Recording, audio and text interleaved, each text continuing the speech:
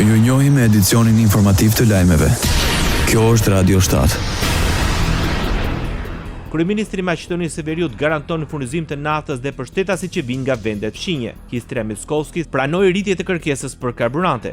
Kemi ditë kur kemi mbi 2 milion litra që pompat e benzinës në shtet sigurojnë, tha kryeministri Mickovski. Ai premtoi se nuk do të vendoset kufizim për veturat me targa të huaja, pasi në këtë mënyrë ndihmohen edhe shtetet fqinje. Kemi mjaftueshëm sasi të karburantit dizel dhe të produkteve të tjera të naftës dhe në tubin përçues që lidh rafinerinë Okta me portin e Selanikut, por dhe me rezervat shtetërore. Nuk kemi deri tani paralajmërime për çfarë do pengese në pjesën e furnizimit, tha kreu i qeverisë në Shkup.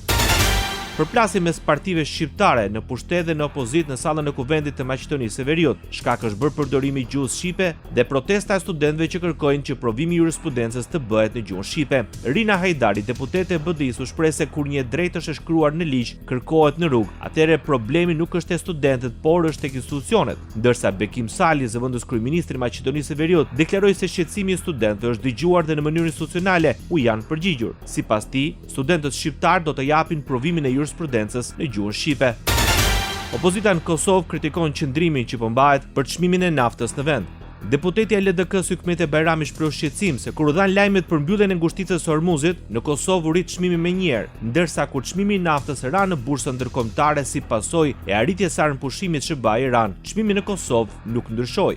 Sipas Bajramit, ndërkohë që qeveria vendos marzhe dhe garanton fitim për tregtarët, refuzon të ulë TVSH dhe aksizën, dy komponentët kryesor të çmimit. LDK propozoi raportim ditor për stokun dhe çmimin e importit, reflektim real të çmimeve në kohë, jo abuzim me stokun e vjetër dhe ulje TVSH dhe aksizës për të përballuar situatën e krijuar.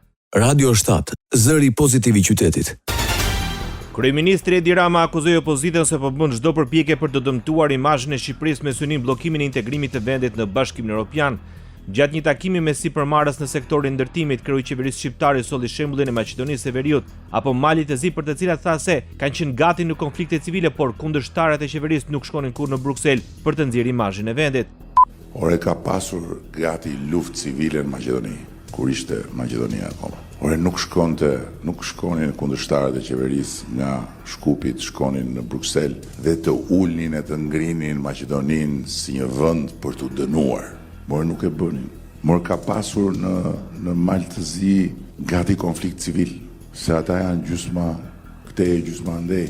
Por nuk shkonin në Bruksel të ulnin e të ngrinin njëri tjetrin dhe të kërkonin nga Brukseli ose nga kanceleritë e huaja të dënonin Mal të Zi.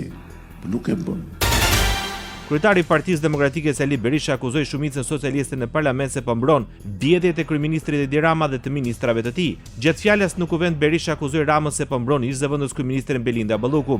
Debati për integrimin, tha Berisha, u shty sepse bëi fjalë për Ballukun dhe sipas tij kryeministri Rama nuk donte që ta hapej diskutimi sepse është vetë i përfshirë. Në parlament Berisha tha se nuk respektohet as ligji dhe as kushtetuta, ndërsa shtoi se interpelancat nuk negociohen sepse kanë afate ligjore. Këtë parlament të shtruar në mburojnë në të turpshme në histori të vjedhjeve të qytetarëve shqiptarë.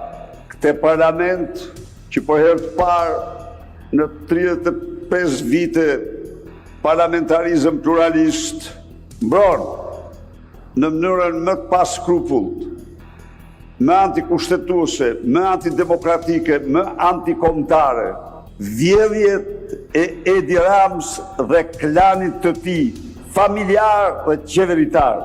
Çdo gjë që ndëgjoni dashur qytetar vjen nga fakti se Edi Rama e ka shtuar këtë parlament në një leckë të vetëm, në të cilin nuk respektohet as një ligj, as një rregull, as kushtetuta, as gjë tjetër përveç se interesave të tij. Ndoqët lajmet shkurt në Radio 7, zëri pozitiv i qytetit.